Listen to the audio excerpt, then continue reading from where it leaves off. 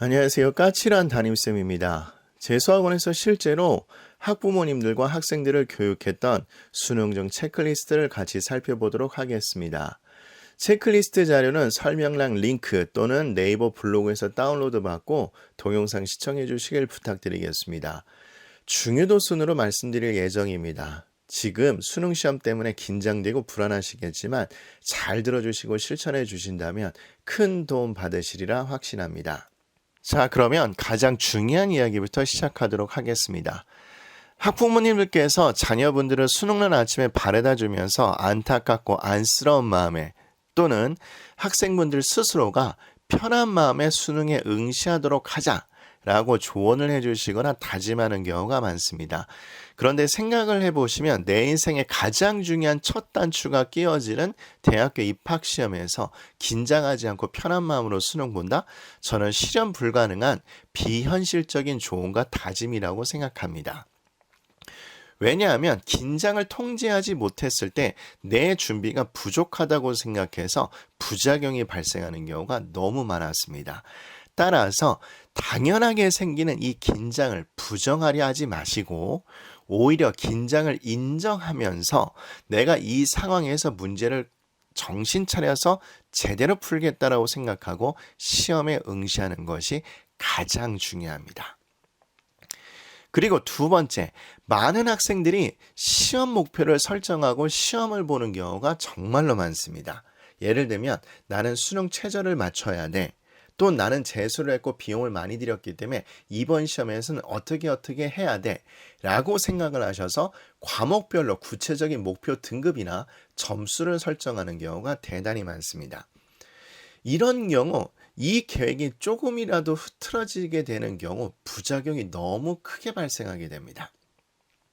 예를 들면 나 1등급 맞을 거야 라고 생각을 했던 시험에서 만약에 여러분이 쉬운 문제조차도 어렵게 생각해서 못 푸는 상황이 생길 수 있는데 그런 경우 나 1등급 나가리 됐구나 라고 생각돼서 의욕이 상실해서 그 뒤에 시험을 대충 보는 경우도 의외로 많았었습니다. 따라서 시험 난이도는 절대로 예측 불가한 거니까 애시당초 무지하게 어렵게 출제된다고 생각을 하시고 이 상황 속에서 아는 문제, 쉬운 문제는 다 맞추겠다는 목표 설정, 즉 실수를 최소화하겠다는 목표 설정을 하시고 시험에 응시하는 것이 대단히 중요합니다. 상위권 학생이라면 아는 문제, 쉬운 문제를 다 맞추고 실수를 안 하는 것만으로도 1등급 이상의 성적을 얻으실 수가 있고 중하위권 학생들이라도 모의고사 예전 성적보다 훨씬 더 좋은 성적을 받을 수 있습니다. 저는 입시 설명회도 많이 진행하는데 학부모님과 학생들에게 세뇌를 합니다. 뭐라고 세뇌하냐면 시험을 잘 본다는 것은 킬러 문제를 맞춘다 라고 생각하시기보다는 지금 보시는 것처럼 아는 문제, 쉬운 문제를 다 맞춰서 실수를 최소화하는 것이 제일 중요한 목표라고 항상 설명드립니다. 이거는 수능에서도 적용되는 얘기니까 이 점을 명심하시고 구체적 과목별 목표 등급이나 점수를 설정해서 시험 보시기보다는 실수를 최소화하겠다는 생각으로 시험 보시길 부탁드리겠습니다. 아울러 시험장에서 또는 시험을 보면서 부정적인 생각도 다른 사람과 비교를 절대 하지 마시고 현실적이고 긍정적 생각을 하시고 시험에 응하시는 것이 너무나 중요합니다.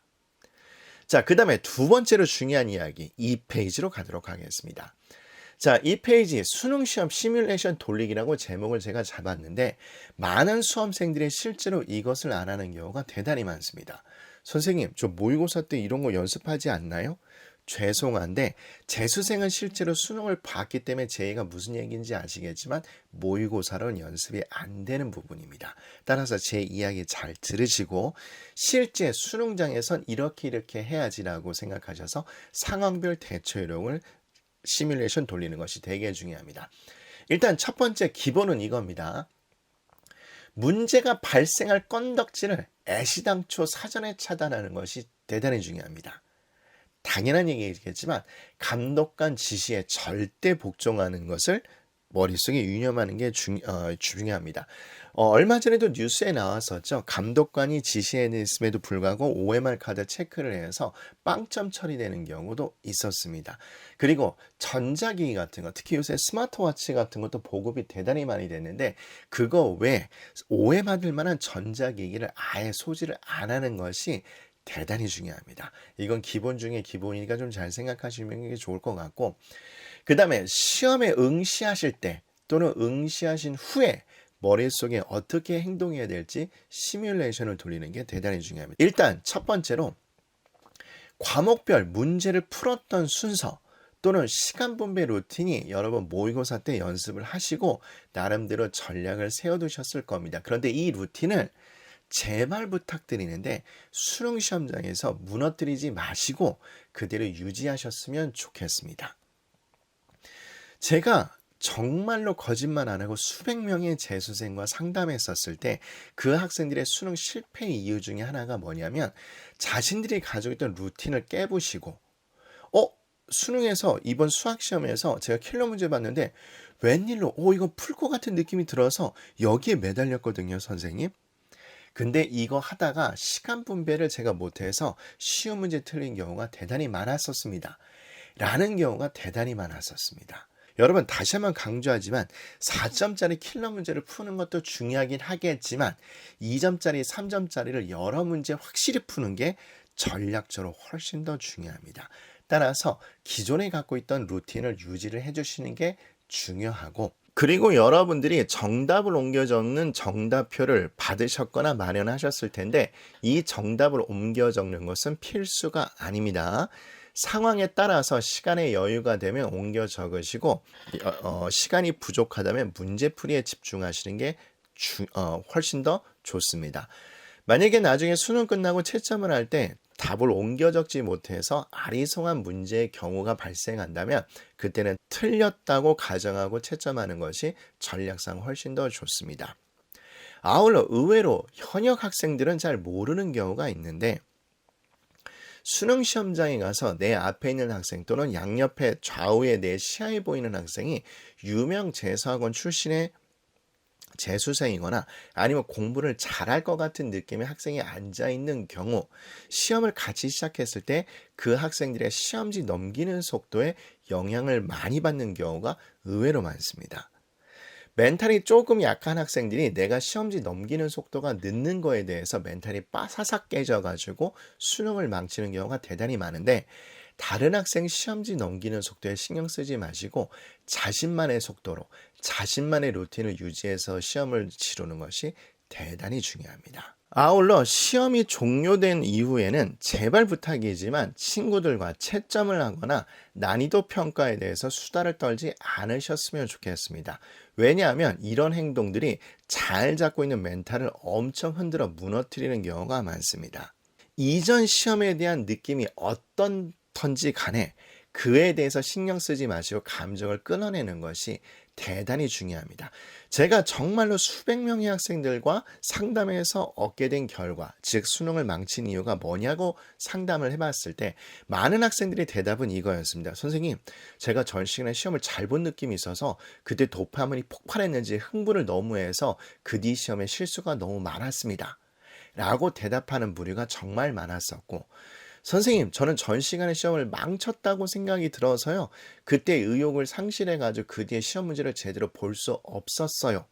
라고 이야기하는 경우가 정말로 많았었습니다. 따라서 그전 시험을 잘 봤던 또는 못 봤던 그 느낌에 신경 쓰지 마시고 감정을 끊어내고 제발 부탁이지만 다음 시험 준비를 하는 것이 정말로 중요합니다. 아마 여러분들이 과목별 요약집이라든가 오답 노트를 가져가셨을 텐데 그거를 빨리 보시거나 아니면 너무 에너지가 딸리는 경우 빨리 쪽잠을 좀 자거나 아니면 간식을 섭취해서 에너지를 보충하는 것이 훨씬 더 중요합니다. 그와 더불어서 우리 학생들이 정말로 이런 시뮬레이션을 안 돌리셨는데 어떤 경우가 있냐면 아마 이런 모의고사를 풀으셨을 때 또는 재수생들은 수능 시험을 보셨을 때 이런 느낌을 받으셨을 겁니다. 이번 시험 너무 전체적으로 어려운데 불수능이야 라는 느낌이 드실 때가 있을 거고 이번 시험 너무 쉬운데? 소위 말하는 물수능이라는 시험이라고 느낄 때가 있을 겁니다. 근데 이런 것도 실제 수능에서 어떤 게 발생할지 모르기 때문에 이 두 상황을 정확히 머릿속에 시뮬레이션을 돌리고 가야 됩니다. 즉, 시험이 정말로 어려운 핵 불수능 같은 느낌이 딱 들었을 때 제발 부탁이지만 세뇌합니다. 절대 좌절하고 절망하지 않으셨으면 좋겠습니다. 이 좌절과 절망을 하게 되면 의욕을 상실해서 그 뒤 시험에 정말로 큰 영향을 끼치게 되는데 아마 이런 생각 때문일 거예요. 이번 시험 정말 어려운데? 근데 나한테는 어렵지만 시대인재나 강대생들한테는 또는 최상위권 고등학교 애들은 풀 수 있을 거야 라고 착각을 해서 내 시험 점수가 정말로 망가진다고 생각해서 그런 경우가 많을 것 같습니다. 근데 제발 부탁이지만 그런 생각 하지 않으셨으면 좋겠습니다. 나한테 어렵다? 그러면 100% 장담하지만 다른 학생들에게도 어렵습니다. 근데 보이지 않는 적을 크게 만드는 경우가 있어서 내가 못 푸는 문제를 다른 학생이 푼다고 생각하는데 절대 그렇지 않습니다.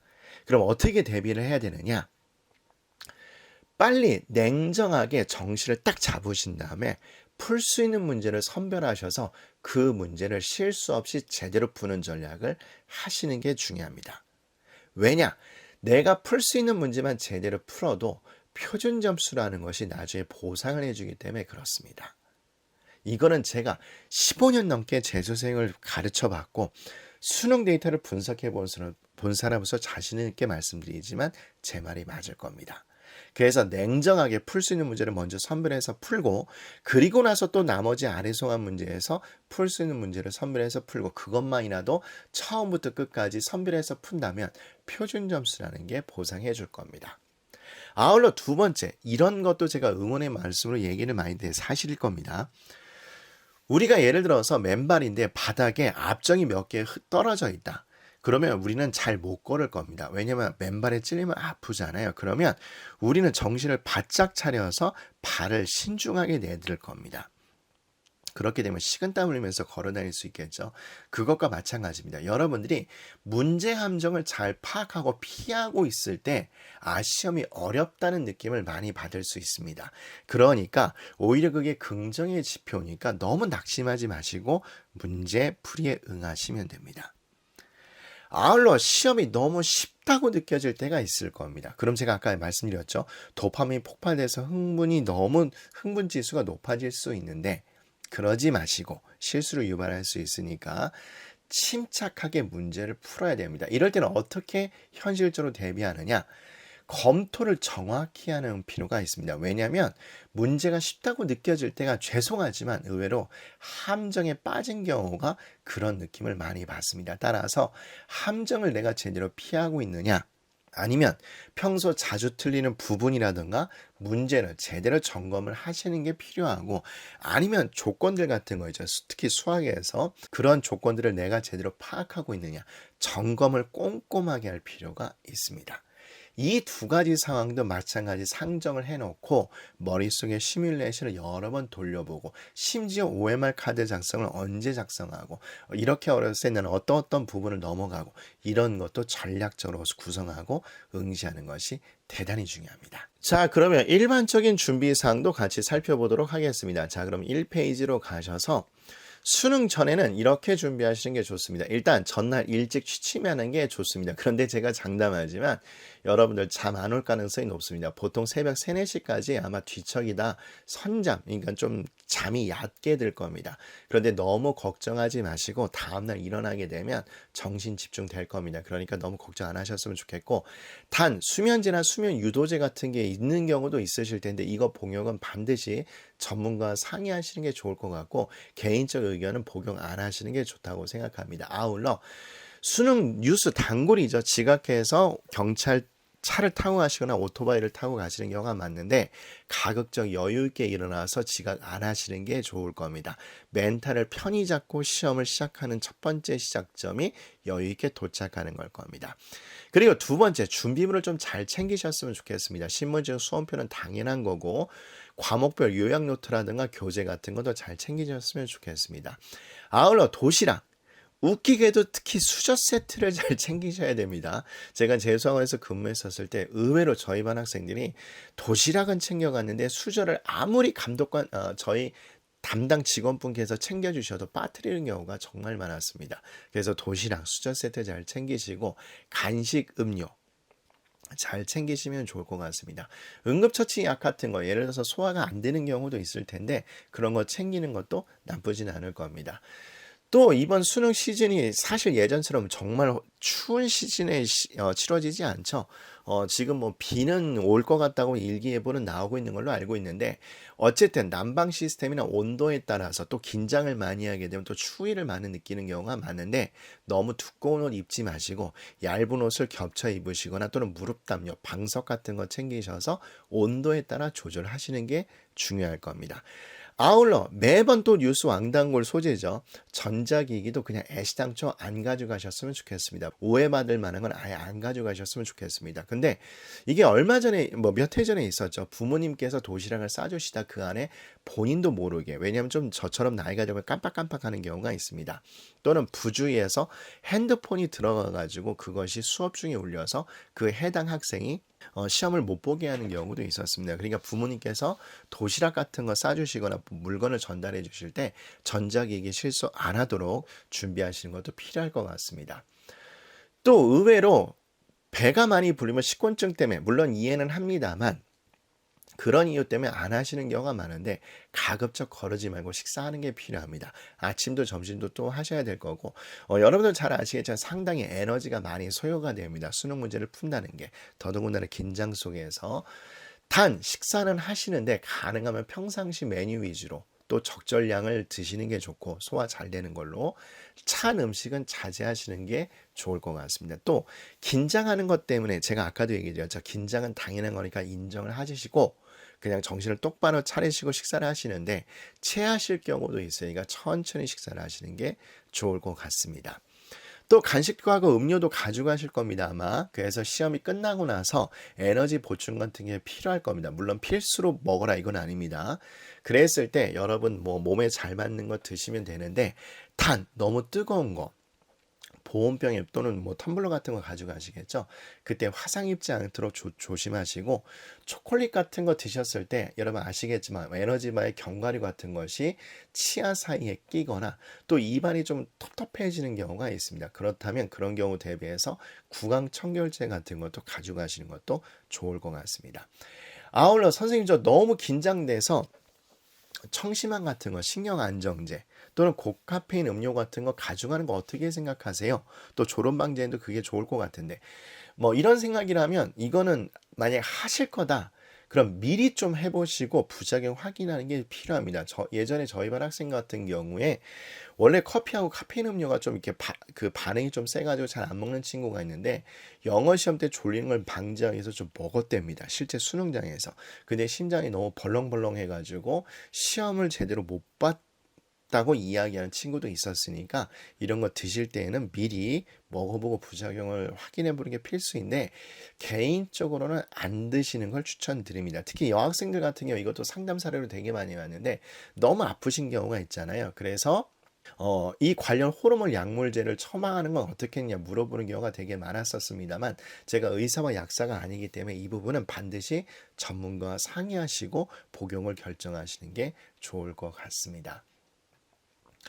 아울러 수능 후에는 제발 부탁인데 시험 결과를 속단하지 마시고 가채점을 반드시 하시고 제가 또 찍어서 올리겠지만 분석 동영상을 보셨으면 좋겠습니다. 제발 부탁인데 수능 난이도는 전문가 심지어 평가 원장님께서 수능 시험 시행하자마자 발표하는 그 평가원 원장님조차도 예측하기 어렵습니다. 그리고 여러 입시업체가 얘기하지만 제가 매번 말씀드리지만 적중하지 않습니다. 100%. 따라서 속단하지 마시고 가채점 하신 다음에 담임 선생님께 꼭 보고하시고 이분과 연락처를 확보하신 다음에 나중에 수시 면접이나 논술에 응시할 건지도 같이 결정하시는 작업을 하는 게 필요합니다. 아울러 제가 아까 얘기 드렸죠. 정답에 정답을 못 옮기는 경우가 있는데 아리송한 경우에 그냥 틀린 것으로 하는 것이 훨씬 더 중요합니다. 아울러 이거는 부모님들께서 해주셨으면 좋겠는데 뭐 수능 후라면 학생들도 하실 수 있긴 하겠지만 가배지표를 확보하는 것이 대단히 중요합니다. 일단 당연한 얘기겠지만 대형 입시업체는 가채점 결과 데이터 분석 자료를 빠른 시일 내에 옮겨 놓을 겁니다. 경쟁이 있기 때문에. 그래서 이것도 좀 확인하시면 되고, 개인적으로 좀 팁을 하나 드린다면 수능 다음 날이나 다다음 날에 대형 재수학원에 전화를 걸어 보시면 큰 종이 전지로 된 그 가배지표 아시죠? 그것이 아마 인쇄돼서 나와 있을 겁니다. 죄송한 얘기지만 재수학원 광고를 해야 되는 목적이 강하긴 해서 그걸 많이 제작하는데 그거를 좀 확보를 해주시거나 아니면 설명회 참석하겠다고 신청을 하셔서 실제 참석하셔서 설명회 자료나 가배지표를 받으셔도 되고 참석 못 하신다면 PDF 자료를 제공을 해주실 거니까 이거를 미리 신청을 해주셔서 요거를 확보하는 것도 대단히 중요할 겁니다. 자, 그리고 이 페이지로 갑니다. 근데 이런 자료들을 왜 확보하느냐? 당연한 얘기겠죠. 수시에 면접이나 아니면 논술에 응시하느냐. 이걸 결정해야 되기 때문에 그렇습니다. 그래서 제가 다시 한번 정리해 놨는데 대형 입시업체 가채점 분석 결과 가배지표를 좀 확보를 해 놓으시고 이건 빨리 나올 겁니다. 보통 다음날 나오긴 하지만 그리고 설명회 참석을 신청을 하시고 요 설명회 자료 확보를 하신 다음에 학교 또는 재수학원 담임 선생님과 연락망을 확보를 해 놓습니다. 그래서 보고를 하시면 학교나 학원에서 그 보고된 점수를 가지고 가배지표를 나름대로 만들고 구상을 하실 겁니다. 제가 상담실에서 근무했을 때 사실 그 작업을 많이 했었거든요. 그러고 나서 하시는 게 좋고 학생들은 제발 속단하지 마시고 결과를 잠수 타지 마시고 정확히 채점해서 보고를 하신 다음에 가능하면 가채점 데이터로 온라인 배치표 사이트에 입력을 하면 좋은 정보들을 많이 받을 겁니다. 그래서 그걸 활용하시는 게 좋을 것 같습니다. 그리고 나서 저하고 분석 동영상을 꼭 보시고 나서 담임 선생님의 의견을 참조하시고 가배지표를 비교 분석하셔서 어떻게 하실 건지 결정하시는 게 좋습니다. 만약에 나는 응시를 해야 되겠다라고 생각을 하신다면 각 대학교 입학처 홈페이지에 수시 자료가 업데이트 되어 있으니까 그거를 열심히 다운로드 받으셔가지고 하시면 되고 예를 들어 면접 같은 것도 요새 네이버 블로그에 검색어 치시면 잘 나와 있죠. 그것도 보신다면 면접 때 질문이 어떤 게 나왔다라는 그 리스트 같은 거 작성하셔서 대비를 하는 것도 좋을 것 같습니다. 어쨌든 실제 재수학원에서 학부모님과 학생들에게 수능 전에 꼭 확인해야 됐던 체크리스트를 같이 설명을 드렸습니다. 큰 도움 되셨길 바라면서 아울러 이번 입시에서 좋은 성과 얻으시기를 진심으로 기원하겠습니다. 까담TV 수능 가채점 데이터 분석 동영상으로 찾아뵙도록 하겠습니다. 여러분 감사합니다.